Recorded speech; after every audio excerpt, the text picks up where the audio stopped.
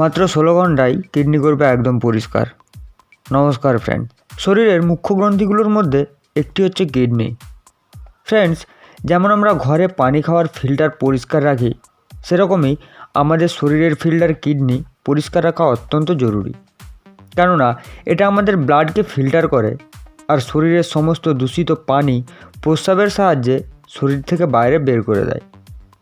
বেশিরভাগ সময় আমরা শরীরের লিভার আর ফুসফুসকে বেশি গুরুত্ব দিই, কিন্তু কিডনির পরিষ্কার যদি সঠিক সময়ে না হয় তাহলে ওই ব্যক্তির মৃত্যু পর্যন্ত হতে পারে। কেননা ব্লাড পিউরিফাই করে অনেক রকম ইনফেকশন থেকে বাঁচায়।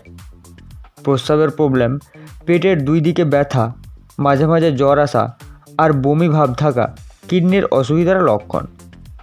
কিন্তু ফ্রেন্ডস, আয়ুর্বেদে এমন কিছু সহজ প্রাকৃতিক উপায় বলা আছে যার সাহায্যে আমরা খুব সহজেই ঘরে বসে কিডনির পরিষ্কার করতে পারবো।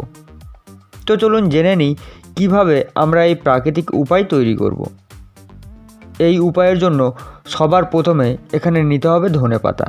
যেমন করে কিডনি আমাদের ব্লাডকে পিউরিফাই করে সাফ করে, তেমনই কিডনি পরিষ্কারের জন্য ধনেপাতা খুবই উপকারী। কেননা ধনেপাতায় থাকা ডিটক্সিফাই ইনগ্রিডিয়েন্ট আমাদের কিডনি পরিষ্কার করে আর কিডনির রোগ থেকে বাঁচায়। এর সঙ্গে আপনাকে এখানে নিতে হবে জিরা। জিরা আপনাকে একদম শুকনো নিতে হবে। সবশেষে এখানে নিতে হবে লেবু। আপনাকে এখানে 3 থেকে 4টি লেবুর স্লাইস নিতে হবে। কিভাবে এগুলোর সাহায্যে আপনি কিডনি পরিষ্কার করবেন আসুন জেনে নিই।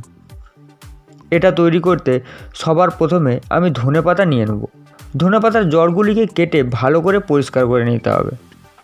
এর সাথে নিতে হবে পানি আপনাকে 1 লিটার নিতে হবে। এরপর সবগুলিকে ভালোভাবে গরম করতে হবে। 1 লিটার পানি গরম হয়ে গেলে এই পানিতে ধনেপাতা দিয়ে দিতে হবে। 10 মিনিট পর্যন্ত ধনেপাতা সেদ্ধ করতে হবে। এরপর এখানে 1 চামচ জিরা আর লেবুর স্লাইস দিতে হবে। এরপর আরও 5 মিনিট গরম করতে হবে। এরপরেই আমাদের কিডনি ক্লিনিং ড্রিঙ্ক তৈরি হয়ে যাবে। এই উপায় কিডনি পরিষ্কার করার সাথে সাথে পেটের রোগ সারাতেও সক্ষম।